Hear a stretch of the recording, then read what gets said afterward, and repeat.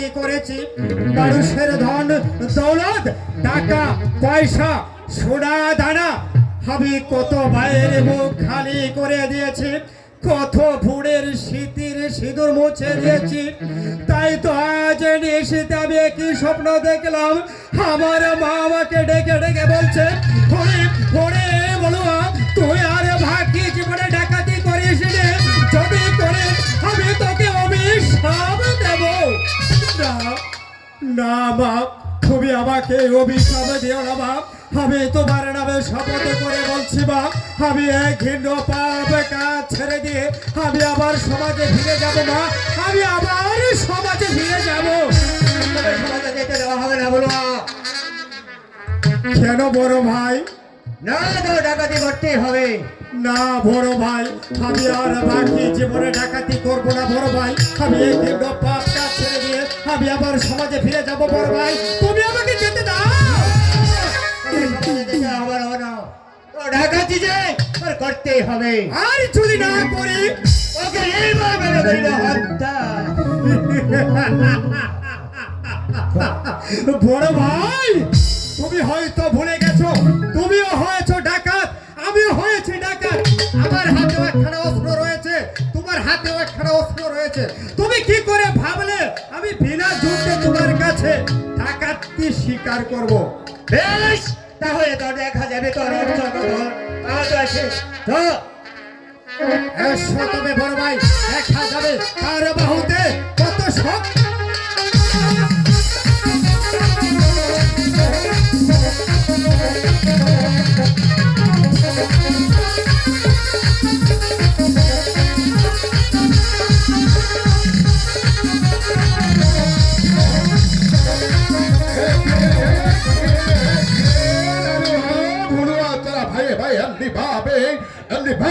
মারামারি করছিস কেন?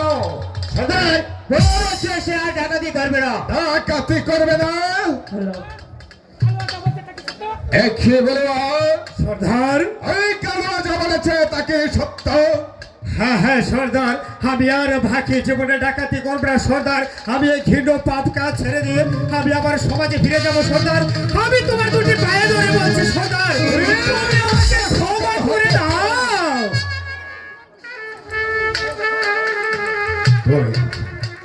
তুই সুশীল সমাজে ফিরে যাবে? হ্যাঁ সর্দার, আমি সমাজে ফিরে যাব। ইচ্ছে করলেই যে তুই ওই সুশীল সমাজে ফিরে যেতে পারবি না, কারণ কারণ ডাকাতি যে হচ্ছে আমাদের একমাত্র পেশা।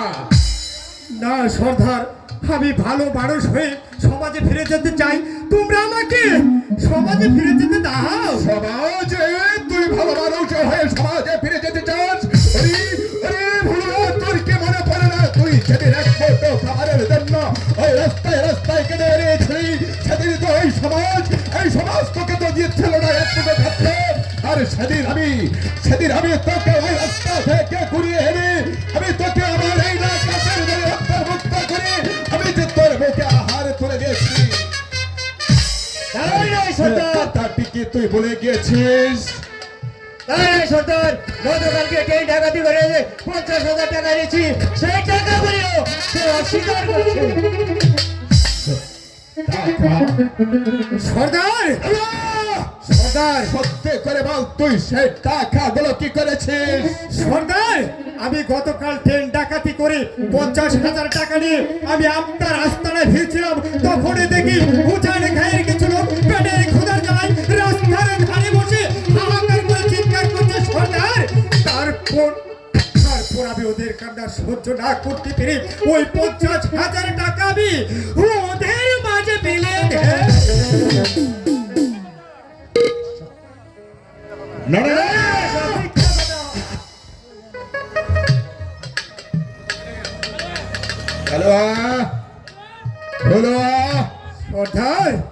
কালুয়া যে কথাটি বলছে সে কথাটি সত্য। আমাদের একমাত্র পেশা হয়েছে ডাকাতি করা, আর এই সমাজের মধ্যে এই ক্ষুধার্ত মানুষগুলোকে আমাদের ডাকাতি করার অর্থ গুলো ওই ক্ষুধার্ত মানুষের মাঝে বিলিয়ে দেওয়া, সেটাই হলো আমাদের প্রধান কাজ। আর কালো যখন সেই টাকাগুলো ওই গরিব দুঃখী মানুষদের মধ্যে বিলিয়ে দিয়েছে, তখন তখন তখন আমি ওকে যখন করে দিলাম। কিন্তু ডাকাতি যে তোর করতেই হবে।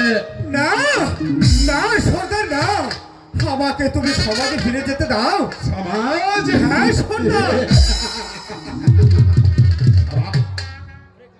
ওরে ওরে কালো,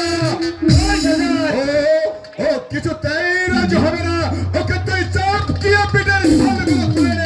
না সর্দার না, আমাকে তুমি ক্ষমা করে দাও সর্দার। আমি তাই করছি সর্দার। আমি ডাকাতি করে বড় ভাই, তোমার মনে প্রাণে কি দয়া মায়া নেই? এখনো শিকারে সব ডাকাতি করতে হবে না, বড় ভাই না, না বল আমি আর বাকি জীবনে ডাকাতি করবো না। করতেই হবে তো ডাকাতি। ভাই, না, না, বড় ভাই না। না, বড় ভাই। ডাকাতি করতে শিকারে সবার, আর না হলে আমি আর বাকি জীবনে ডাকাতি করবো না বড় ভাই। আমাকে তোমরা ক্ষমা করে দাও সর্দার। তুই যখন ডাকাতি করবি না, আমি বুঝেছি, আমি বুঝতে পেরেছি এই সোজা আঙ্গুলে কখনো ঘি উঠবে না। তাই তো আমি বুঝতে পেরেছি কিভাবে ঘিকে তুলে আনতে হবে। আর সেটাও যে আমার খুব ভালোভাবেই জানা আছে। সর্দার এখনো বলছি, না সর্দার না, বলছি তুই রাজি হয়ে যা। সর্দার আমি 1 থেকে 3 পর্যন্ত গণনা করব। তার মধ্যে যদি তুই রাজি হয়ে যাস, তাহলে তুই প্রাণে বেঁচে যাবি। আর যদি তুই আমার কথায় রাজি না হস, তাহলে তাহলে আমার এই পিস্তলের গুলিতে আমি তোকে ওই পরপারে পাঠিয়ে দেব। সর্দার তুমি আমাকে ক্ষমা করে দাও সর্দার, তুমি আমাকে ক্ষমা করে দাও।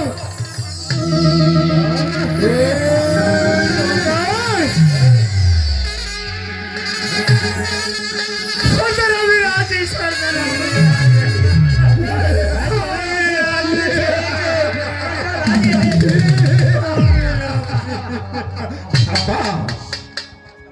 সাব্বাস কালোয়া, এই তো আমি চেয়েছিলাম, যে আমরা সবাই সকলে মিলে ডাকাতি করার অর্থগুলো এই সমাজের গরিব দুঃখী মানুষদের মধ্যে আমি বিলিয়ে দেব। যাদের পেটে খাদ্য নেই তাদেরকে আমরা করবো খাদ্যদান, আর যাদের পরনে বস্ত্র নেই তাদেরকে করবো আমরা বস্ত্রদান, আর যাদের রোগের ওষুধ মিলেনি তাকে আমরা করবো ওষুধ দান।